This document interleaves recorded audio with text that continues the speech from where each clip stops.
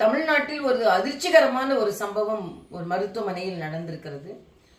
கிண்டியில் உள்ள கலைஞர் பல்நோக்கு மருத்துவமனையில் ஒரு மூத்த டாக்டர், அனுபவம் வாய்ந்த புற்றுநோய் தலைமை மருத்துவர் பாலாஜி அவர்கள் கத்தி குத்துக்கு ஆளாகி இருக்கிறார்கள். அதுவும் நோயாளியின் மகனால் கத்தி குத்துக்கு ஆளாகி இருக்கிறார்கள். முதலில் இது மிகவும் வருந்தத்தக்கது, கண்டிக்கத்தக்கது. தமிழகத்தில் மருத்துவர்களுக்கே பாதுகாப்பு இல்லையோ என்ற ஒரு மிகப்பெரிய கேள்வியை உருவாக்குவது.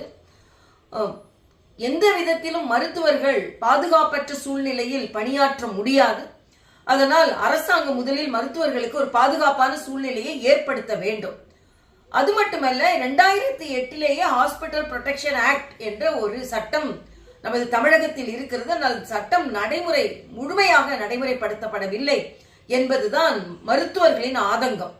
அதன்படி ஏதாவது இதை போல அசம்பாவித சம்பவம் மருத்துவர்கள் மீதோ மருத்துவமனை மீதோ நடந்தால் அவர்கள் உடனே கைது செய்ய முடியும். 3 ஆண்டுகளிலிருந்து 8 ஆண்டுகள் வரை அவர்களுக்கு சிறை தண்டனை வழங்க முடியும்.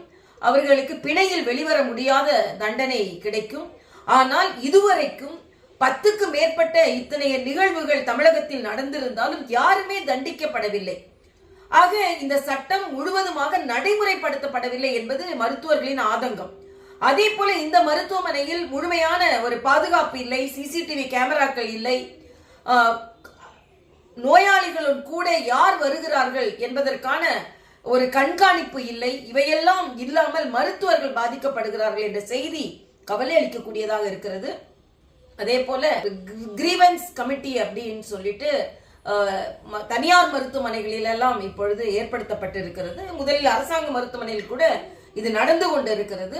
ஆக நோயாளிகளுக்கும் மருத்துவர்களுக்கும் பாலமாக மனநல ஆலோசகர்கள் இருப்பார்கள், அவர்கள் செயல்படுவார்கள். அப்படிப்பட்ட ஒரு கட்டமைப்பை அரசாங்க மருத்துவமனைகளில் ஏற்படுத்த வேண்டும்.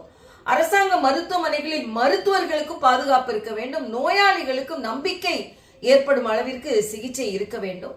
ஆக இத்தகைய நிகழ்வுகள் நமக்கு மிகுந்த கவலை அளிக்கக்கூடியதாக இருக்கிறது. அரசாங்கம் உடனே மருத்துவர்களுக்கு பாதுகாப்பை உறுதி செய்ய வேண்டும் என்று நான் கேட்டுக்கொள்கிறேன்.